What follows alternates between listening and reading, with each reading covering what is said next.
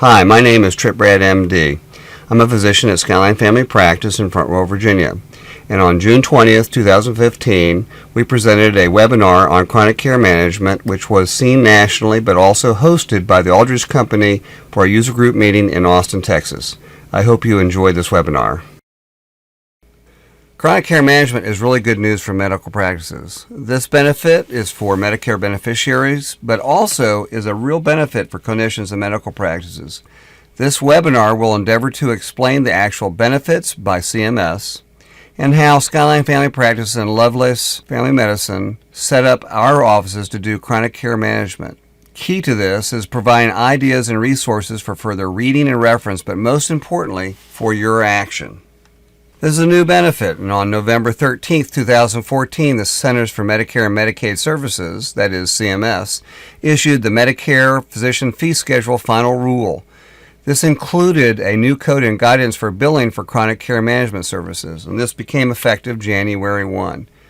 Medicare patients can get what many practices have been doing all along, that is, chronic care management, and, interestingly, practices can get paid for doing the work. Isn't that nice? Well, this kind of shows you a clinician that gets to hear about another new initiative called chronic care management, as if he didn't have enough to do with all the other things, with meaningful use and PQRS and PSMH and ACOs. But the news is more positive than this clinician understands. We all seek balance, right? But CCM seems like a lot of work. I hear a lot of common comments like, "My plate is already too full. We are just overwhelmed. Our staff really can't work any harder." Yes, we are all overwhelmed, but you are well positioned to really benefit from this program. Why? Well, first and foremost, you are watching the webinar and or attending the user group meeting. Why is that good? Well, the first step is always interest in doing something or doing something better, isn't it? And, despite its flaws like every other EHR, we are blessed with a certified EHR that does offer process paths to getting chronic care management done. Most importantly, though, I would say, and I think we'd all agree, we are part of a community of users who get efficiency, we get quality, and we get process, and most importantly, we are willing to share with each other. Well, there's that little mouse with a wheel of cheese, and he nibbles at his process every day. He'll eat the wheel of cheese eventually, right? So slowly and progressively, we work on our processes, don't we? Each day and week. But with CCM, sooner than you realize, you'll have things in place, and once you've spent time with staff, they'll automate the steps, and your chronic care management system will work. We'll talk about the new reality concept later. This is really important. If we can do it at Skyline Family Practice, and as they'd say with the water boy, you can do it! For us, the time to implement chronic care management from concept to initial operations was about 2 months. But you can probably do that even more quickly, and the timeline's not important as long as you're moving forward, right? We are still refining our processes and efficiencies, and we use the PDSA cycle to continue to get better. There's the book below called On the Mend. It's available on Amazon.com. It's a great book. I'd encourage you to read it. Chronic care management is a part of primary care. We've been doing this all along, haven't we? Medication reconciliation and also refills and other management issues related to medications. Forms such as durable medical equipment, the division of motor vehicle forms for disabled parking, and the list goes on. Coordination of care, of referrals with consultants, also home health, PT and OT. And ideally, we guide our patients across the transitions of care for the hospital, the ER, the office, the home, and all points in between. We help them with health maintenance and its coordination, getting it done. And just a lot of out-of-office care for patients in general. But also, you've probably been involved with other various quality initiatives to improve care through the years. And so we really do chronic care management. Why shouldn't we get paid for it? Let me share with you our mission statement. We want to offer our patients the best care using the most up-to-date knowledge and information systems. And we want to be a profitable business. That goes without saying. Let me use this to sort of illustrate. This is a daily appointment calendar, probably for a typical office, and particularly from the clinician's perspective. There you see the scheduled patient time, maybe starting at 8:30 or 9 o'clock and ending at 12, beginning at 1:30 and ending at 5 o'clock. And, that's where we generate our income, correct? But we actually have a lot of breaks in patient care, and then we also have a lot of catch-up time, or as I like to say, catch-up time. We want to fulfill our mission, right? So how do we use that catch-up time in the most efficient ways to fulfill our mission statement? Well, maybe that's not the best way to capture our catch-up time, but we certainly want to bill for it, don't we? In fact, that picture is kind of dumb, perhaps even dumber. Let's go back to that appointment schedule time with all the catch-up time. Wouldn't it make sense to use this time for possible chronic care management opportunities? What I'm hoping we can do today is show you how to do that. Let's go over what CMS has proposed and provided for us, including some general points. The overall points are as follows. Consent is needed from each patient before chronic care management can occur. You need to have a certified EMR. Well, that's not a problem for us. The care of the patient is with the patient out of the office. In other words, this is care out of the office that we document. The patients need a discrete written care plan, and this should be electronically accessible. The chronic care management of that patient has to total 20 minutes per month, that is, out of office care for 20 minutes. And currently it's billable at $42.60 per month, but the patient will have to pay a copay of about 20%. You can still see the patient in the office and bill during this time. Remember, these resources are in the ebook for these requirements. We're going to go over the 12 points. The first of the 12 points is that there should be structured recording of demographics, problems, medications, medication allergies, and the creation of a structured clinical summary record, or really the ability to do that, which would include a full list of problems, medications, and medication allergies in the electronic medical record for the care plan, care coordination, and ongoing care. Well, that's what we do with Practice Partner anyway. Number 2, access to care management services 24/7, providing the beneficiary with the means to make timely contact with healthcare providers in the practice to address his or her urgent chronic care needs, regardless of the time of day or day of week. Well, this just tells them that we're on call to them. This can be even by web view, by my way of reading this, but you'd have to be timely in that way of doing that. You'd still have to be accessible. Continuity of care with a designated practitioner or a member of the care team with whom the beneficiary is able to get successive routine appointments. This just says we have accessibility. Number 4, care management for chronic conditions, including systematic assessment of the beneficiary's medical, functional, and psychosocial needs, with system-based approaches to ensure timely receipt of recommended preventative services, medication reconciliation with review of adherence and potential interactions, and oversight of beneficiary self-management of their medications. This basically is primary care as we know it, and some of the many things that we do through the Primary Care Practice Research Network, PPRNet. 5, the creation of a patient-centered care plan based on the physical, mental, cognitive, psychosocial, functional, and environmental assessment and an inventory of resources and supports, a comprehensive care plan for all the healthcare issues, and the ability to share the care plan as appropriate with other practitioners and providers. Basically, this tells us that we need to create a care plan that the patient can refer back to. Not only that, number 6, provide the beneficiary with a written or electronic copy of the care plan and document its provision in the electronic care record. I see a template here.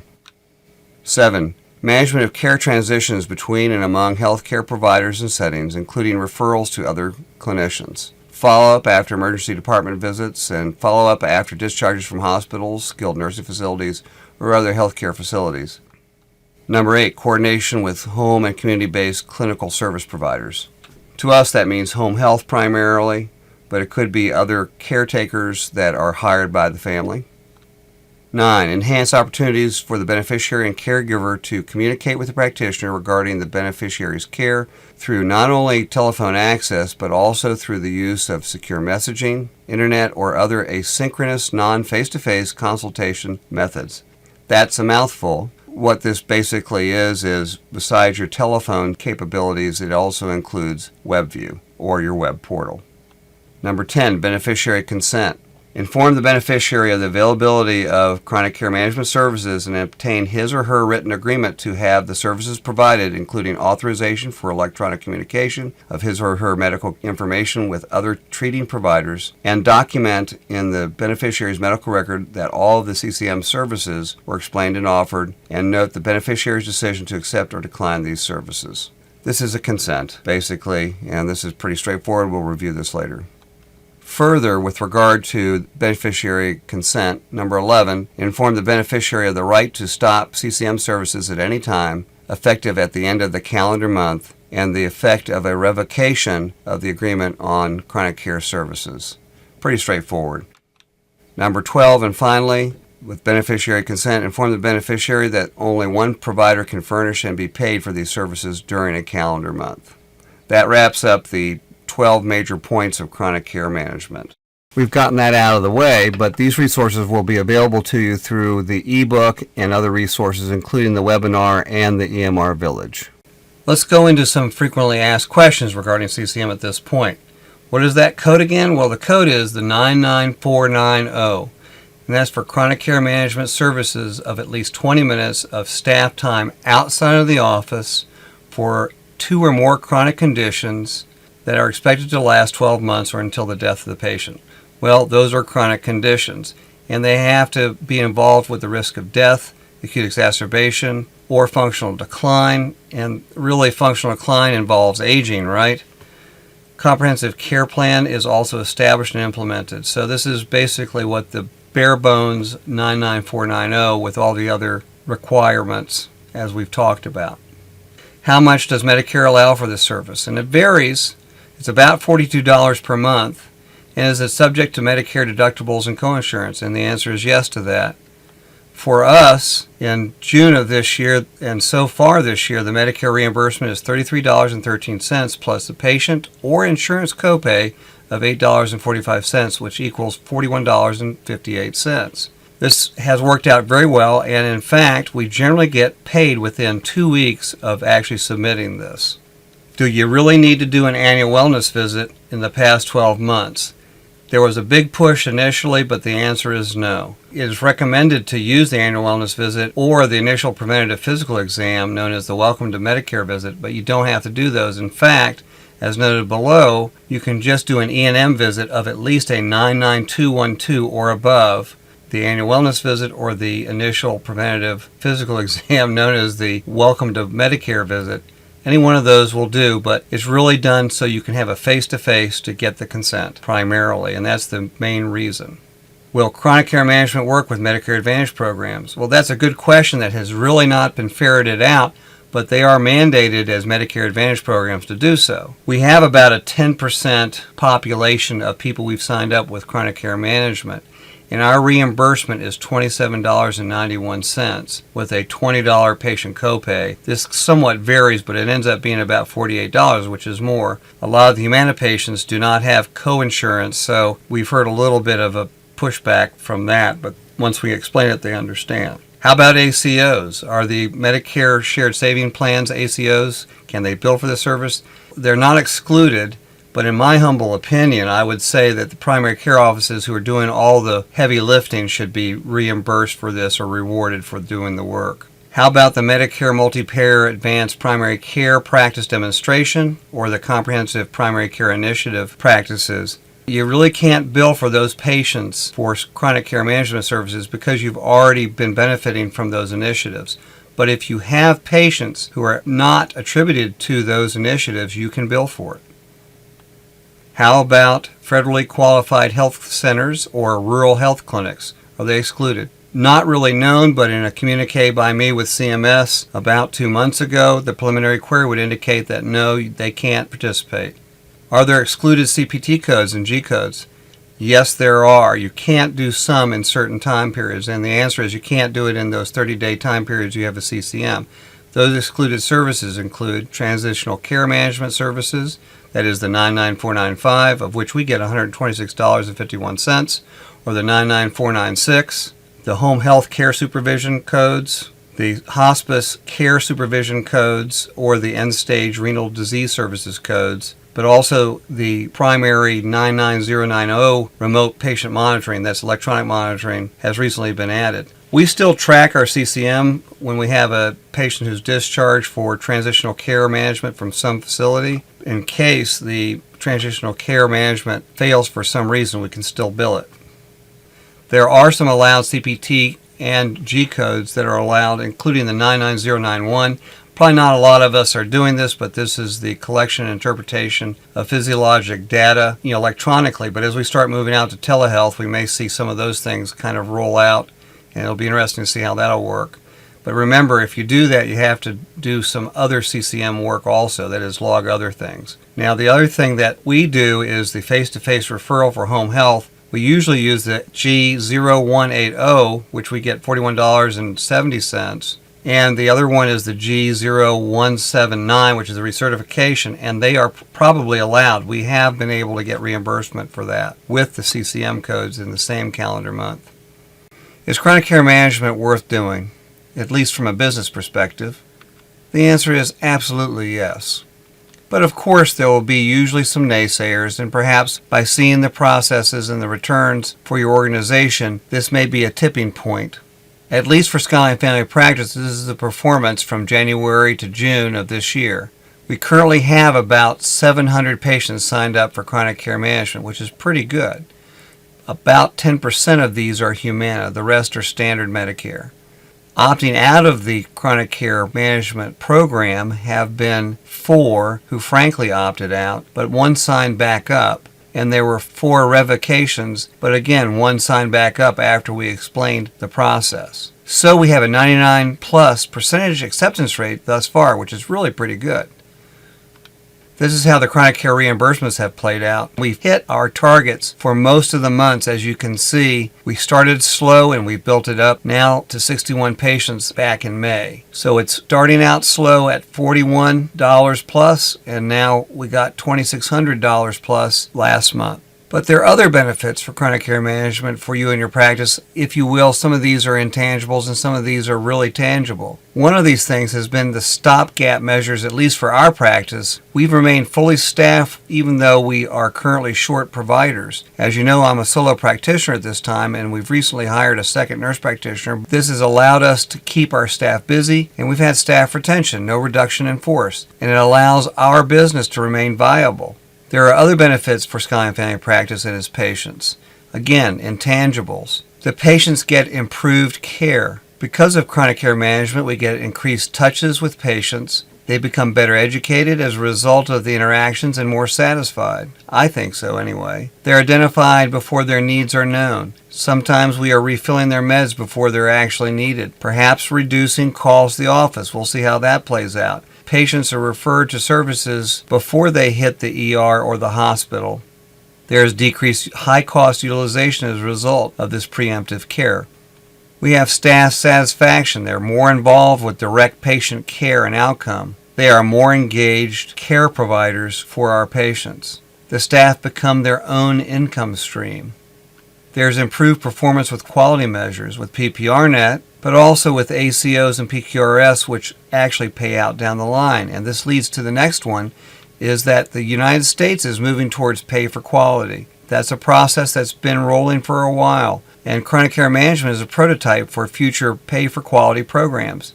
It's not a matter of if, but how fast the expansion of the pay for quality programs will be rolled out. So it makes sense to practice with chronic care management.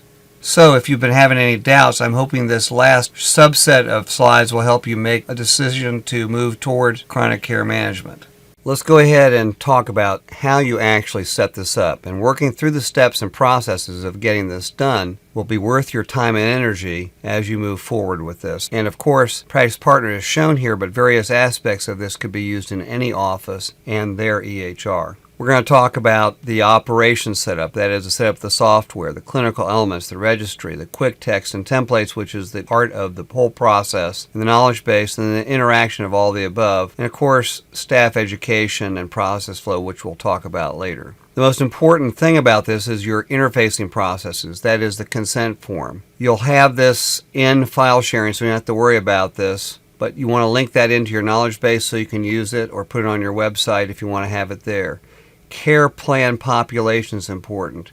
And again, the form for other information, which we'll talk about, which could include other things that are important too, such as the Advanced Medical Directive and the Durable Power of Attorney. This is another chance to get your WebView registration taken care of. I hope we'll have time to talk about IMH, or Instant Medical History, to populate this information, and hopefully I'll be able to show it. And then we'll talk about WebView setup also, hopefully. If we don't, we can certainly have it available in the ebook. The most important part of this whole process is using clinical elements, at least for us. We've also used lab elements, but not very much. It's primarily clinical elements. Part of this is the chronic care management participation, that is opt-in, opt-out, consent, emails, what have you. And then a method to track time, which is most important with chronic care management. Contact data for the care plan and also for care of the patient going forward. WebView is going to become important in risk management. They are under construction, but I would say we're slowly getting into the point of being under refinement. So we're moving forward with that also. Clinical elements. This is a very important part of this whole process. I'm assuming you'll have some basic knowledge about this, and certainly you can use the help manual in the EMR or the McKesson document on Practice Partner EMR if you need it. Using clinical elements allows for a way to track our process flows and time and get the information for the chronic care management nurse or team to work with this. Clinical elements, and these are the ones we're using the most right now. We're still going to get to risk management, SQUID, and WebView down the line in our refinement stages, which we haven't implemented, but these are the ones we use all the time. The first one is the consent given, to track whether we actually have given the consent. The next one is that whether the consent is in the EMR. After all, we want to make sure that's in there in order to initiate chronic care management. The in-out is whether they're in or out. Obviously, most patients are in, as we've talked about, but some people opt out, and we want to have that in there too. We also have a form that we send or give to the patient, which we want to have, and that'll help us understand if we have that sent out to them, if it's a paper form, which we give.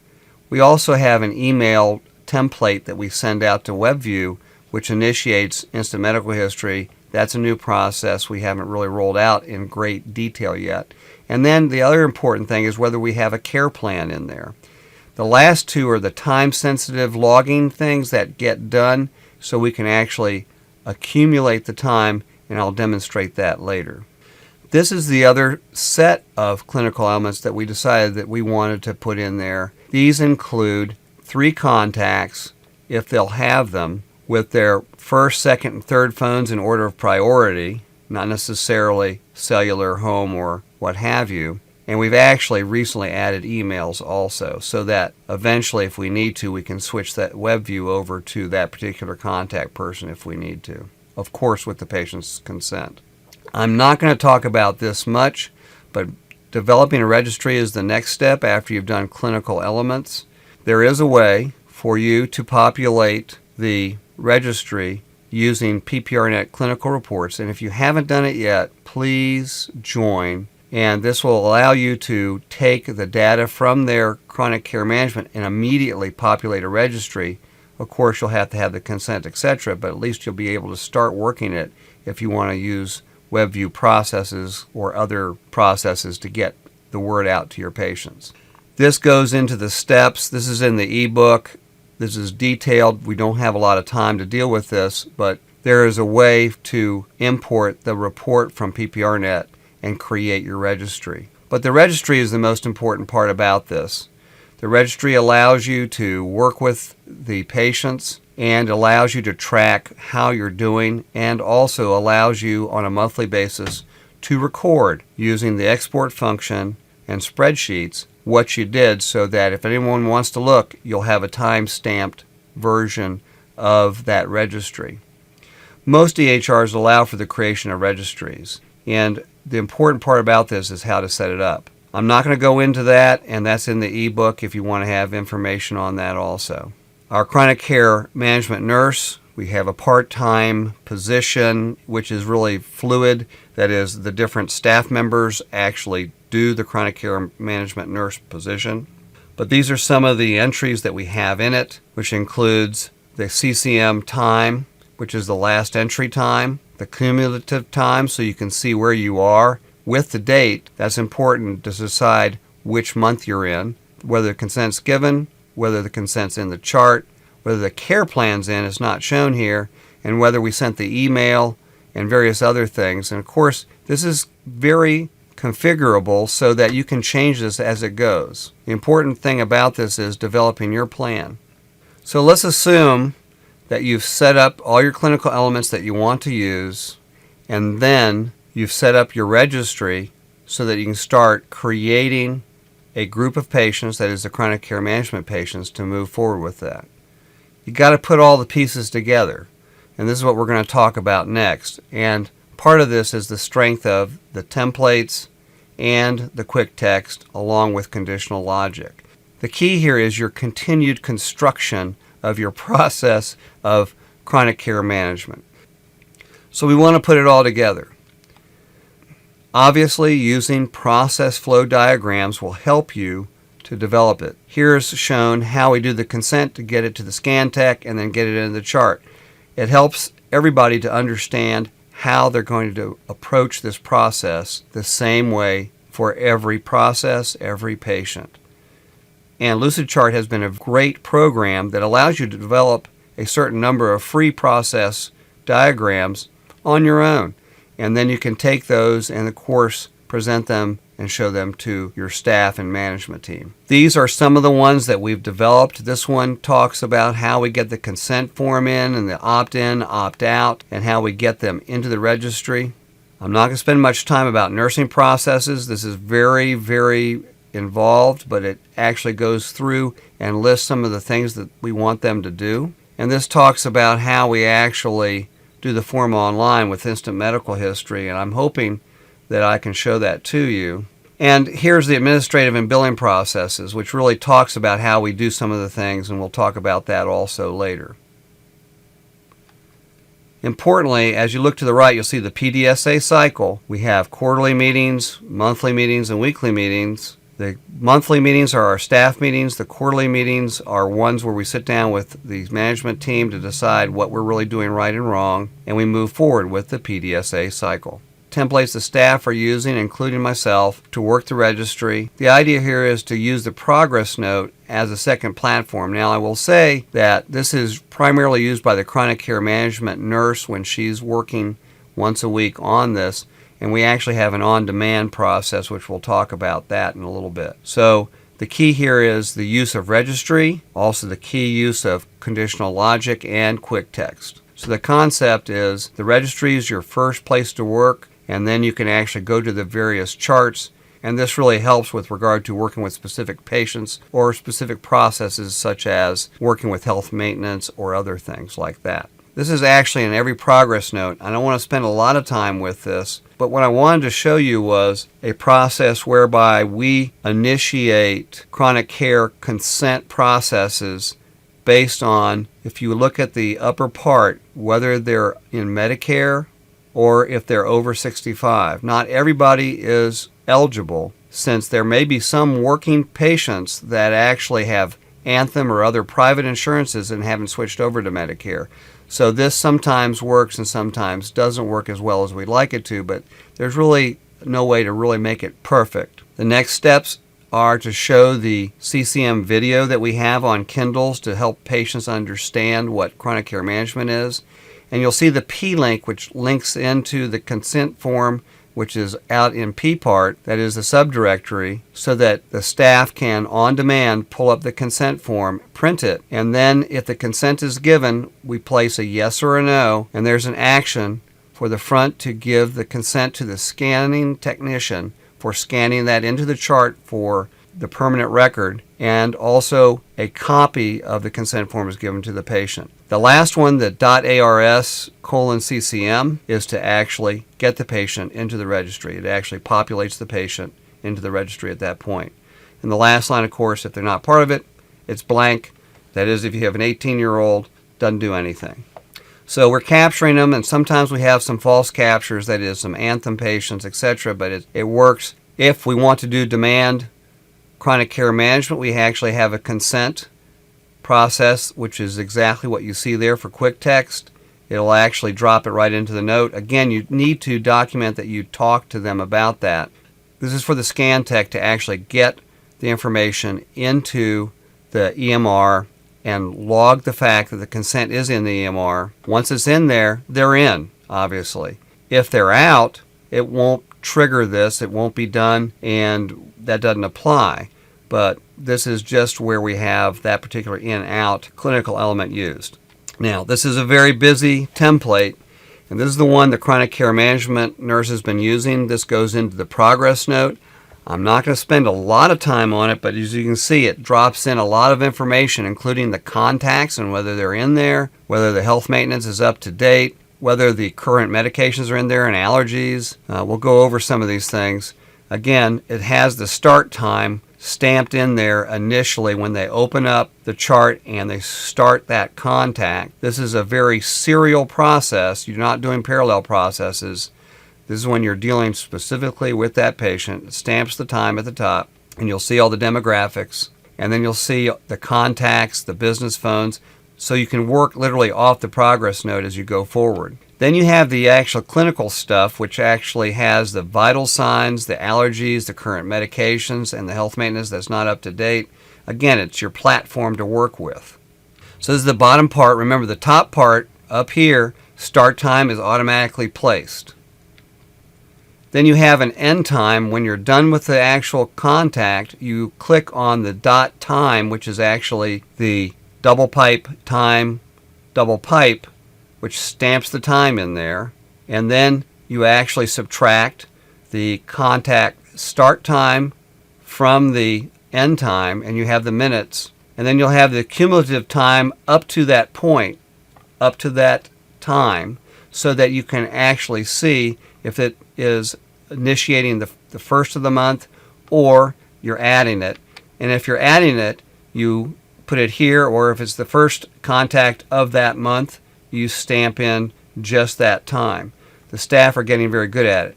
Now, the contact note has been working very well, but we're moving to a newer process for the demand. This is the quick text that is actually placed in the messaging text portion of our chart. We separate messages and any communications with our patient out of the progress note. Some people put it in the progress note, but we take it out, and we've had it that way ever since we started. But let me go through this point by point.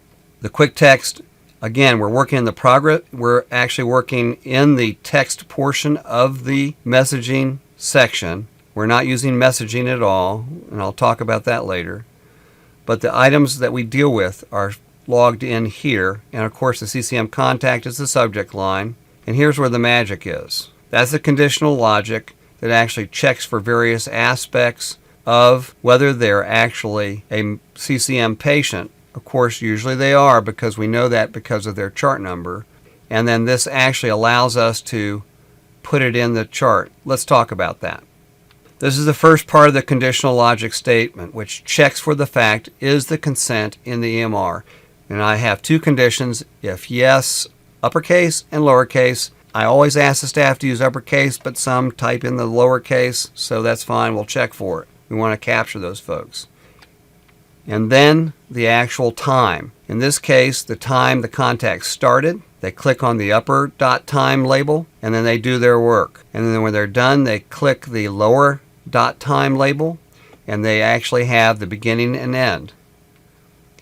This is the time they spent, and we actually give them the instructions on how to do that in case they forget.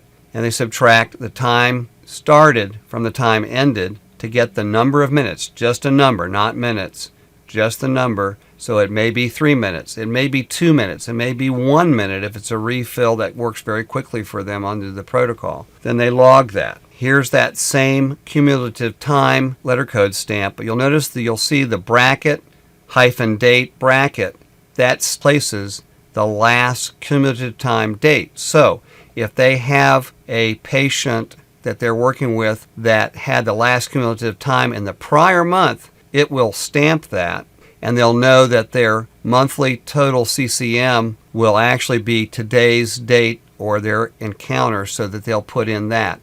If it's in the current month, they'll add their time, and of course they do that here. So they may have 2 minutes on the first day of the month, or they may be adding 2 minutes to 18 minutes in the middle part of the month. This is key, and this is actually where all the magic of being able to track all this happens. Of course, you have the else statement, which puts a dot or a period there, and the initials, which we found was important. Again, we're developing this process as we move forward. We really wanted to make sure people were being accountable to their processes, so we put in the initials. So this is our way of stamping demand CCM logging, which makes this happen very well. I'm not going to spend a lot of time on the care plan template at this point, but it is a work in progress, and actually we're now starting to use IMH to help us populate that, along with our paper forms for the chronic care management nurse to get those care plans in. As you know, that's a requirement to have it in there, and it has to be available electronically. So we've set up a section of the chart called treatment plans, and then we have the care plans in there.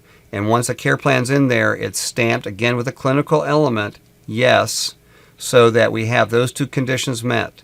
Consent in chart, care plan done. Those are the two things that are required in order for us to bill Medicare or Humana or any other Medicare Advantage program. Don't worry about it. This is in the ebook. We're not going to go over it. We also have something on WebView setup, but actually not that hard at all once you understand how to set up WebView so you can make it accessible. Again, don't sweat the small stuff. This is actually relatively easy, but it has to get done. Another important process is making things available to your staff. On our first page of the tabbed resources of the knowledge base, we have quick links, and in the quick links we have all of the things we're working at that period and point in time.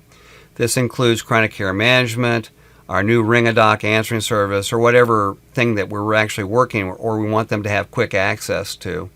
And so this lists that area right here where we have the consent, the task list. Again, that's in the ebook, so the CCM staff person can work with a task page for particular items. The update form, the patient worksheet, which our front office uses, the CCM info email, which we have, and also the ebook for our staff, so we can actually have them access all these parts so they can understand what's going on. Your staff will make or break a process. Your staff is your greatest asset if you let them be. Process development is a good thing, but when the rubber meets the road and you roll out a process, you have to be really cognizant of that. Your staff, with discussion and their feedback, can be the best vetting bed for any good idea, but especially for chronic care management. Allowing your staff to help you frame and work out a process with staff meetings and allow one-on-one input can make chronic care management really work well. Let's go over those challenges. I want to share with you the concept of value and analogies, then survival and frogs, and then the PDSA cycle. What's the buy-in for your staff? You have to understand what their value proposition is. They may ask themselves, what's the difference it will make for me? But just as importantly, what difference will it make for the patients?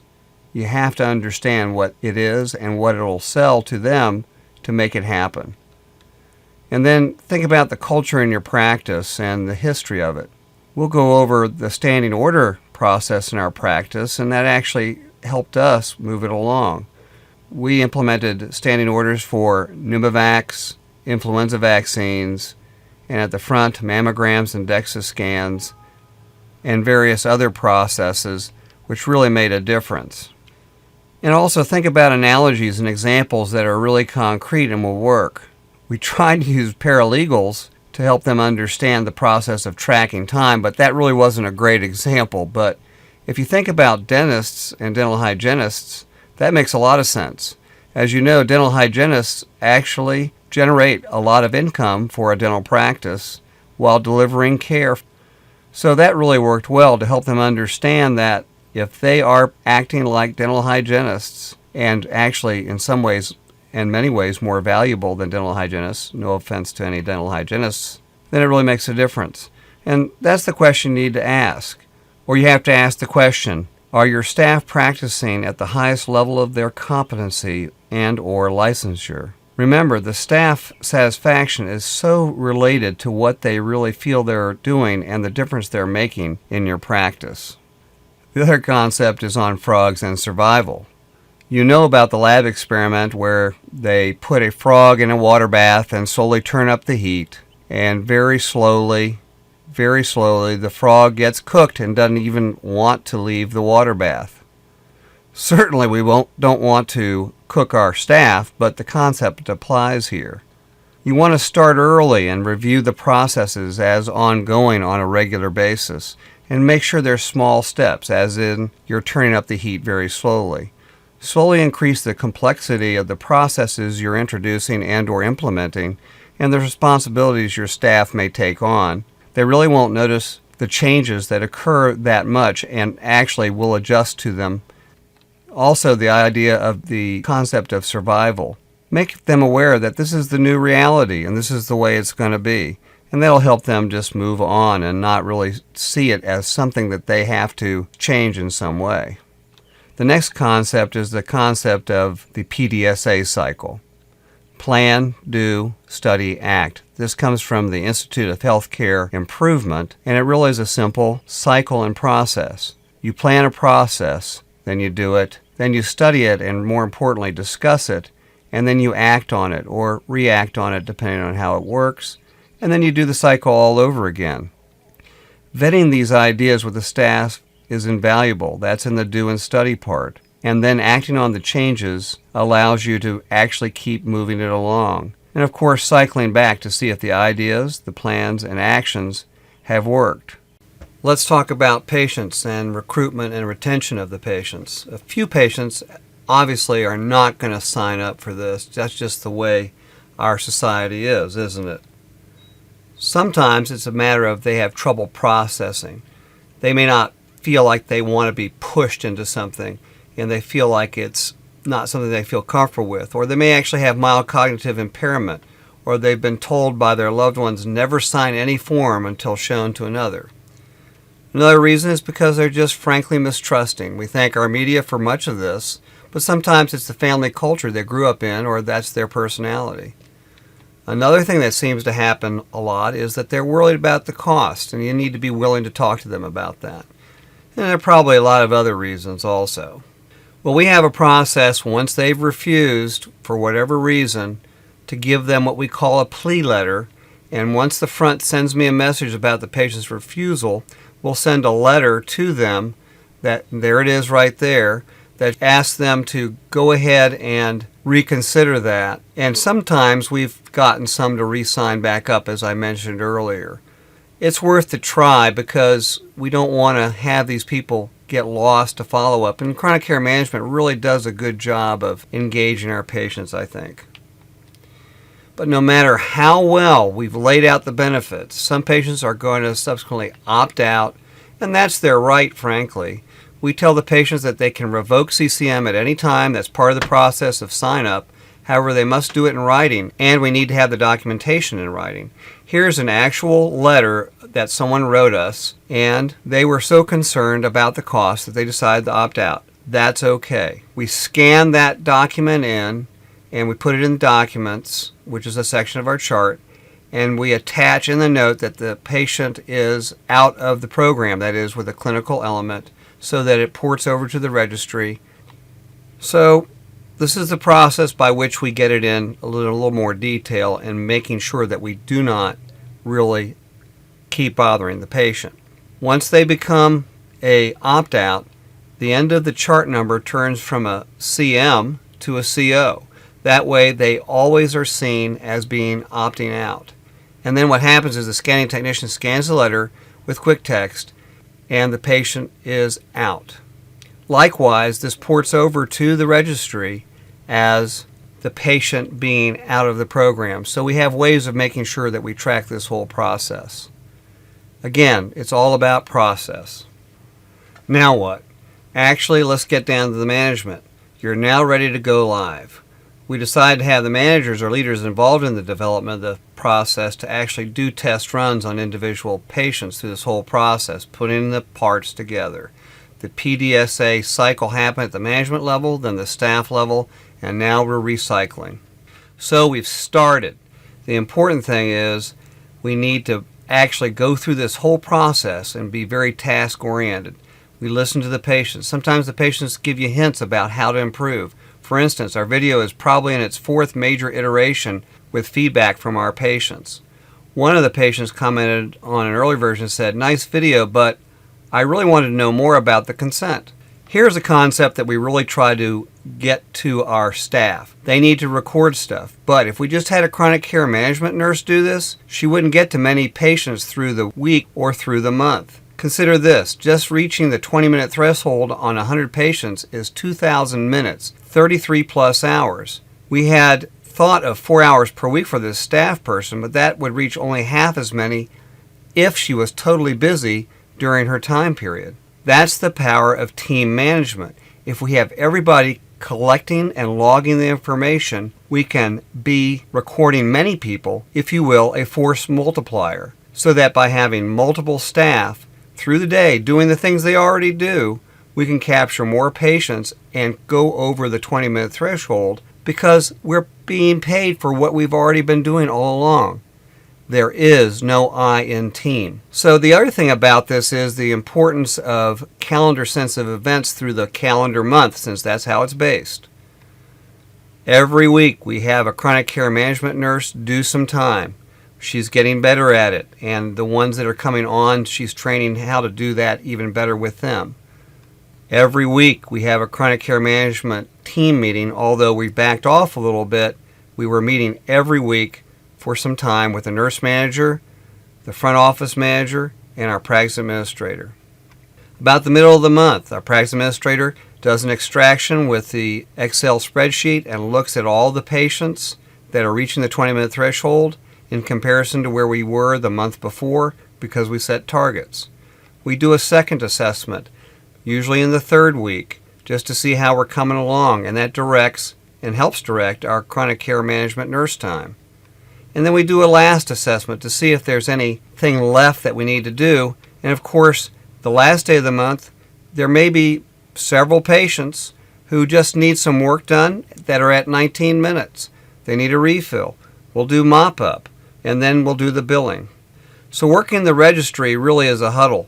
In the morning we do huddle time, and we also always talk about how to do the process of chronic care management through the day and keep reminding our staff to do that. In fact, now they're reminding me. There's a copy in the ebook on task, sorry about the misspelling, list document, but actually this is something that the staff uses when we huddle, particularly with the chronic care management nurse. I huddle with her to help her move things along in her time period that she's working with.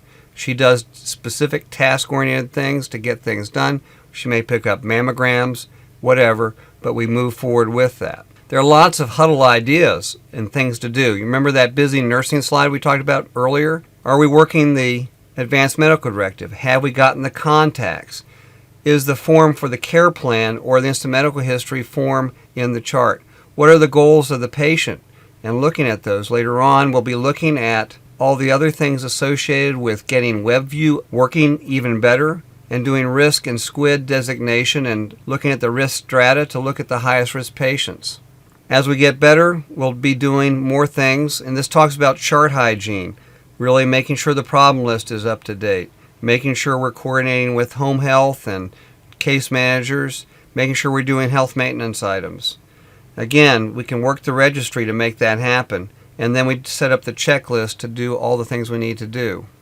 An important process is that of what we'd like to get to. And we are still working on this. We're still refining it. We're still doing that plan, do, study, act cycle, the PDSA cycle. We need further refinements in WebView. We're going to be putting in clinical elements for WebView. We'll be adding logic to check for WebView in the actual progress notes and then making sure that the patients are using it.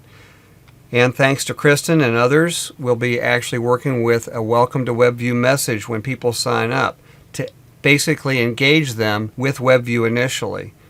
We'll be working more with PPRNet reports and grouping specific CCM patients by quality measures and working with them. The SQUID number we may use to track patients to get them on board with health maintenance. That is the summary quality indicator, and that's scored, and that's what we use for that lab element which we've imported into the chart for those patients. And then using risk stratified care management. That's an important process that we always want to get to. Working more with the care plan process, we want to refine the instant medical history processes.